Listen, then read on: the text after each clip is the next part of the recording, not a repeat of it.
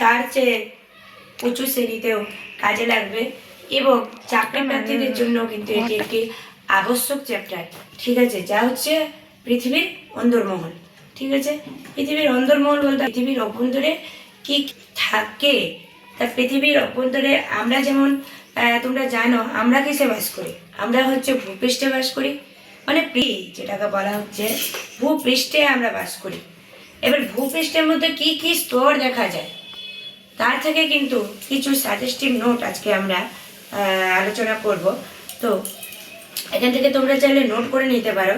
যেমন ভূত্বক কাকে বলে, ঠিক আছে, ভূত্বক। তো প্রথমেই চলে যাব ভূত্বক দেখাচ্ছি। ভূত্বক।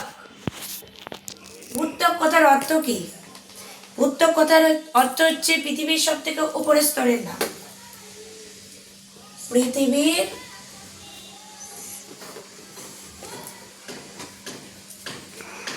উপরের স্তর। ভূত্বক হয়ে গেল আমাদের পৃথিবীর উপরের স্তর। আচ্ছা, এবার নেক্সট টপিক হচ্ছে গুরুমণ্ডল। গুরুমণ্ডল কাকে বলে? আজকে যেগুলো দেখাচ্ছে খুবই important, very very very important. তো হচ্ছে এবার যেগুলো দেখাচ্ছে সবই কিন্তু ভেরি ভেরি ইম্পর্টেন্ট, সব কিন্তু তোমাদের পরীক্ষায় আসার মতো কোশ্চেন। তো গুরুমণ্ডল কাকে বলে বা গুরুমণ্ডল যদি টিকা আসে তোমরা কি লিখবে? চলো দেখে নেওয়া যাক শর্ট প্রসেসে কিভাবে মনে রাখা যায়। গুরুমণ্ডল হচ্ছে, প্রথমে আমরা পেলাম ভূত্বক, পৃথিবীর উপরের স্তর যে, সেটা হচ্ছে ভূত্বক। গুরুমণ্ডল হচ্ছে এই যে ভূত্বক পেলে বন্ধুরা, ভূত্বকের ঠিক ভূত্বকের নিচের স্তর, তার নাম হয়ে যাচ্ছে বন্ধুরা গুরুমণ্ডল। তাহলে ভূত্বক পেলাম, গুরুমণ্ডল পেলাম। আর কি কি হতে পারে এখান থেকে প্রশ্ন? পৃথিবীর অন্দরমহল থেকে আরো যেগুলো প্রশ্ন ইম্পর্টেন্ট তোমাদের জন্য, কেন্দ্রমণ্ডল। কেন্দ্রমণ্ডল এটা কি হতে পারে? এটা হচ্ছে একেবারে নিচের বা পৃথিবীর কেন্দ্রের চারিদিকে অবস্থিত সেই স্তরের নাম হচ্ছে কেন্দ্রমণ্ডল। কেন্দ্র কথার মধ্যেই বোঝা যাচ্ছে যে কেন্দ্র ব্যাপার আছে। এটা যদি পৃথিবী হয় তাহলে এটা হচ্ছে তার কেন্দ্র। একটু জুম করে দেখালে ভালো হয়। এটা যদি পৃথিবী হয় তবে এটা হলো তার কেন্দ্র। তার মানে এই কেন্দ্রে যে অবস্থান করে আছে সেই স্তরটি হলো কেন্দ্রমণ্ডল। তো আমাদের কি লিখতে হবে? একেবারে নিচে বা পৃথিবীর কেন্দ্রের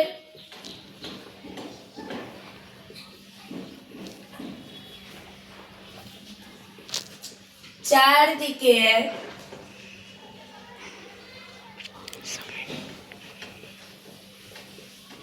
অবস্থিত, জুম করে একটু দেখানো যাক, স্তর যার নাম হচ্ছে কেন্দ্রমণ্ডল।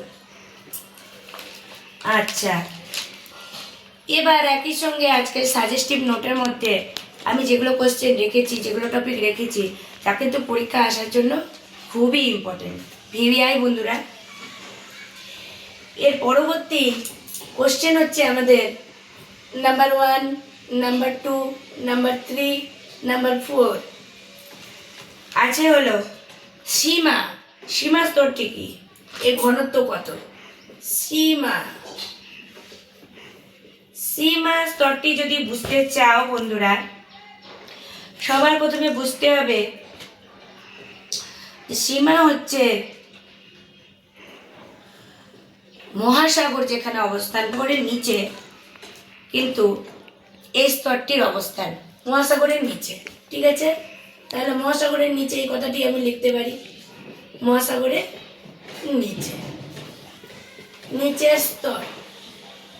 কিন্তু শুধু এতটুকু বললে কিন্তু আমি ফুল মার্কস পাবো না, তার জন্য আমাকে কি বলতে হবে?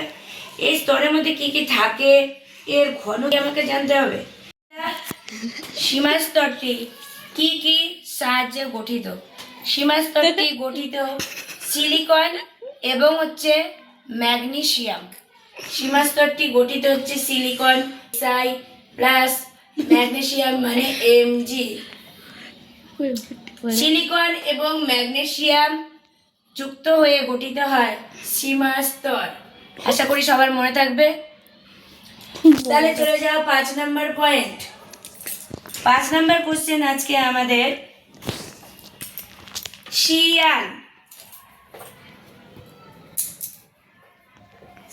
স্তরটি তাহলে কি হবে বন্ধুরা? আচ্ছা, একই রকম ব্যাপার, এটাও মহাসাগরের কিন্তু নিচে। ঠিক আছে,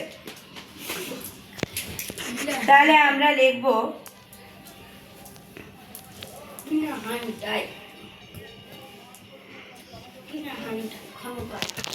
একটু থামতো। যে কোশ্চেনটি এটা হচ্ছে শিয়াল থেকে যদি কিছু কোশ্চেন আসে, শিয়াল স্তরটি আসলে কি?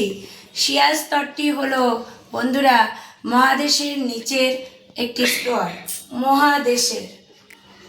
তাহলে পার্থক্যটি বুঝে নাও, সীমা স্তর কিন্তু মহাসাগরের নিচের স্তর, আর শিয়াল স্তরটি কিন্তু মহাদেশের নিচের স্তর, মহাদেশের নিচের স্তর। ঠিক আছে, এবার জানতে হবে শিয়াল স্তরটি কি কি দিয়ে গঠিত। সি আসলো কোথা থেকে? সিলিকন থেকে। মা আসলো কোথা থেকে? Magnesium Mg। এভাবেও যদি তোমরা সংকেত আকারে মনে রাখো তাহলে তোমাদের মনে থাকবে। শিয়াল স্তরটি আসলো সিলিকন মানে Si প্লাস Cl, আল মানে হচ্ছে অ্যালুমিনিয়াম। ঠিক আছে, অ্যালুমিনিয়ামের আধিক্যতা লক্ষ্য করা যায়, তো অ্যালুমিনিয়াম বানানো হচ্ছে সংকেত Al, অ্যালুমিনিয়াম। তো তোমরা হচ্ছে জেনে গেলে সীমা এবং শিয়ালের মধ্যে। আচ্ছা, এবার জানতে হবে সীমা এবং শিয়াল থেকে আর কি কি আমরা পড়বো বন্ধুরা। তো তার জন্য চলো একটি ডায়াগ্রামের মাধ্যমে আমরা কোষ স্তরকে আমরা কিভাবে। আচ্ছা, প্রথমে হচ্ছে যদি আমরা দেখি যে এটা হচ্ছে ভূপৃষ্ঠ, যার উপরে আমরা বসবাস করছি। ঠিক আছে, এবার মনে করো ভূপৃষ্ঠের উপরে একটি এরকম স্তর দেখা যাচ্ছে।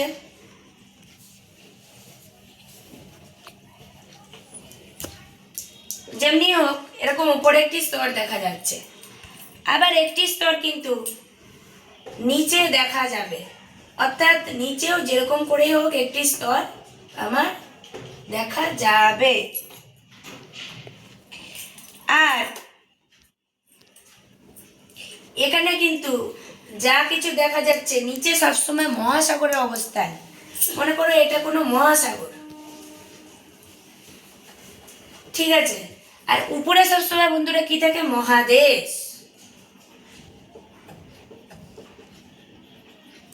কোথাও কিন্তু এইভাবে কিন্তু বন্ধুরা তোমরা পাবে না।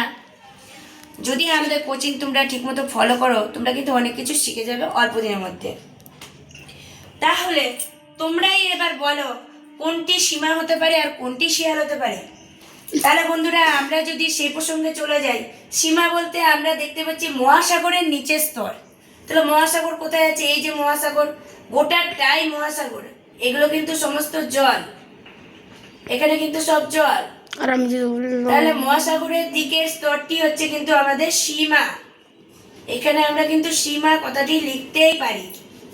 আর যদি বলে যে মহাদেশের নিচে অবস্থান করেছে এমন স্তর হচ্ছে শিয়াল,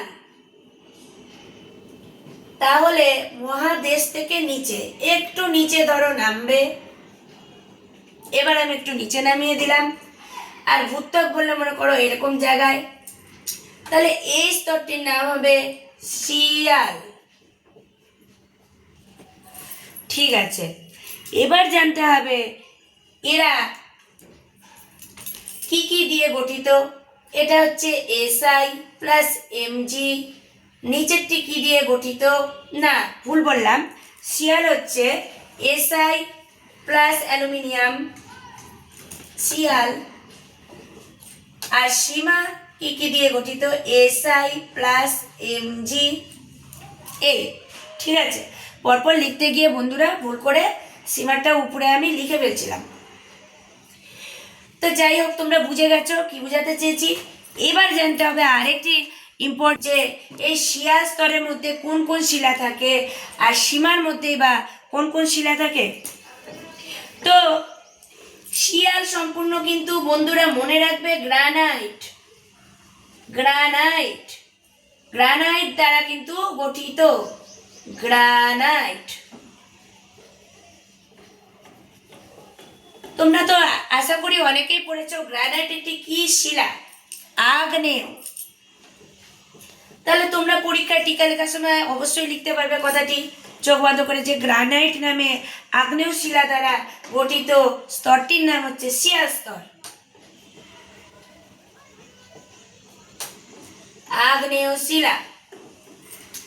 তাহলে শিয়াল যদি শিয়াল এবং সীমা দুটিই কিন্তু আগ্নেয় শিলা দ্বারা গঠিত, শুধু প্রকারভেদ জানতে হবে, যে একটির নাম হচ্ছে বন্ধুরা গ্রানাইট আগ্নেয় শিলা, আরেকটির নাম হচ্ছে ব্যাসল্ট আগ্নেয় শিলা।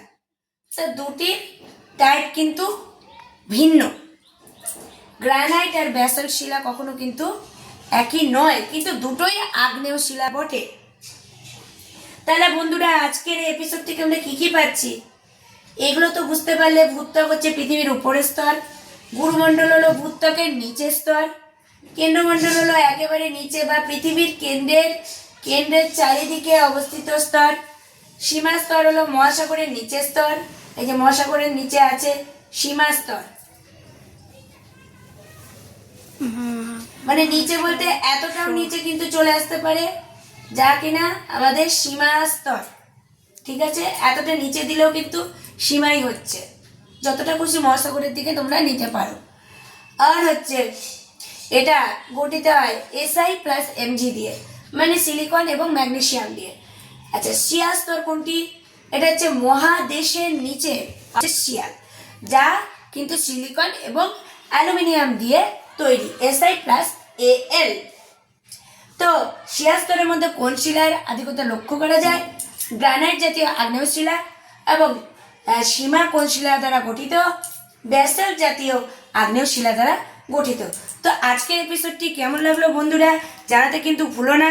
এটি কিন্তু একটি গুরুত্বপূর্ণ টপিক, যা কিন্তু পরীক্ষায় প্রত্যেকবার এসে থাকে। তো তোমরা লাইক এবং কমেন্ট করে আমাকে জানিয়ে দাও কেমন লাগলো, এবং ভিডিওটি শেয়ার করে বন্ধুদের সাথে দেখার সুযোগ করে দাও। আর তারপর যারা নতুন বিগিনার্স আছো, যারা আজকে থেকে নতুন দেখছো আমার চ্যানেল, ভালো লাগলে তোমরা সাবস্ক্রাইব করে অল বাটনটি প্রেস করে রাখো, পরবর্তী নতুন ভিডিও পাওয়ার জন্য নোটিফিকেশনে তোমাদের চলে আসবে। তাহলে বন্ধুরা আজকের এপিসোড এটুকুই, আবার আসবো একটি নতুন এপিসোড নিয়ে। সবাইকে আমার ভিডিওটি দেখার জন্য অসংখ্য ধন্যবাদ।